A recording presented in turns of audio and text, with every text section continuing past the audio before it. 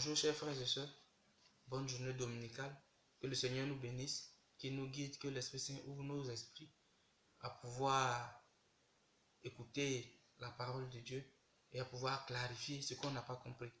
Aujourd'hui nous allons parler du péché. Qu'est-ce que le péché? C'est une question qui nous fatigue, en tout cas moi qui me fatigue. Qu'est-ce que le péché en fait? Après maintes réflexions, je me rends compte que le péché, c'est quelque chose qui nous coupe de la grâce de Dieu. C'est quelque chose qui nous coupe du but pour lequel Dieu nous a créés. Et Dieu nous a créés pour quel but?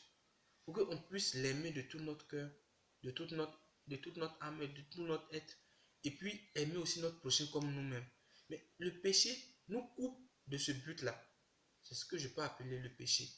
On peut ici distinguer le péché en trois catégories. Et en trois catégories, tout part de l'intention. Tout part de l'intention, c'est très important. En fonction de l'intention, il y a des cas, mais tout n'est pas forcément péché. De l'intention découle la faute. De l'intention découle le mal nécessaire. De l'intention découle le péché proprement dit. Il faudrait que cette nuance soit élevée. Je prends par exemple la faute. De l'intention, comment est-ce que la faute peut être découlée? Dans la Bible, il y a plusieurs exemples. Le cas de Jacob et de son frère Ésaü. Jacob allait voler la grâce de son frère Ésaü des mains de leur papa. Mais Jacob, il a commis une faute. Ce n'est pas un péché parce que son intention, ce n'était pas de nuire à son frère. Et quand il s'est rendu compte que son frère en souffrait, il lui a demandé pardon. Et après ça, Dieu l'a béni. Il y a le cas de Pierre et de Jésus. Pierre a renié Jésus. Mais Pierre, en reniant Jésus, ce n'était pas pour qu'on crucifie Jésus. Non. C'était pour sauver lui-même sa propre vie. Son intention, ce n'était pas de faire mal à Jésus. Mais c'était déjà trop tard. Après, Pierre a regretté, il a pleuré. L'intention de Pierre n'était pas qu'on tue Jésus.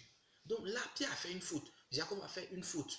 Et donc on fait des fautes. Ce n'est pas obligatoirement des péchés, c'est des fautes. Maintenant, au niveau du mal nécessaire, puisque de l'intention découle aussi le mal nécessaire. Le mal nécessaire, c'est quoi?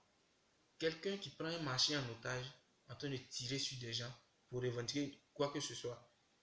On vient pour essayer de canaliser cette personne pour qu'il y ait moins de victimes, on lui ôte la vie. Mais c'est un mal nécessaire. On ne peut pas me dire que c'est un péché. Ce n'est pas un péché en tant que tel. C'est un mal nécessaire. En lui ôtant la vie, on lui fait un mal.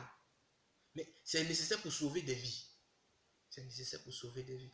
Donc là, l'intention de ceux qui viennent pour le maîtriser, ce n'est pas de lui ôter la vie. Mais si le cas arrive, on lui ôte la vie pour pouvoir sauver plusieurs personnes.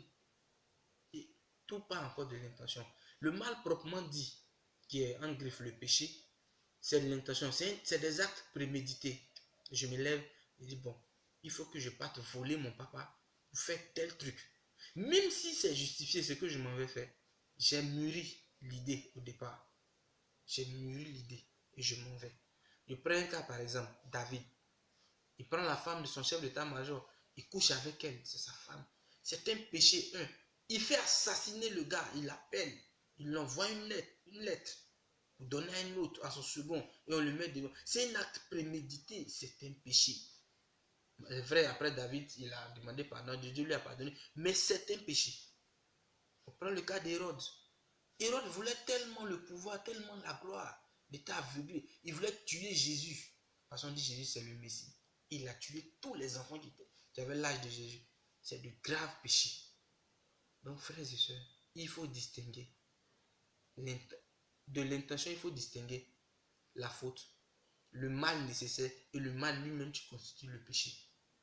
À partir d'aujourd'hui, comme nous sommes chrétiens, dans chaque acte que nous allons poser, distinguons l'intention première. Quelle est notre intention en faisant ça? Quelle est notre intention en faisant ça? Quelle est notre intention en faisant ça? Est-ce que j'ai fait exprès en faisant ça?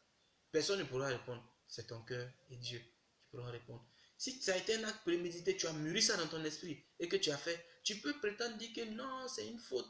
Mais Dieu qui voit dans le secret, c'est que c'est un acte prémédité. Frères chrétiens, soyons des chrétiens renouvelés.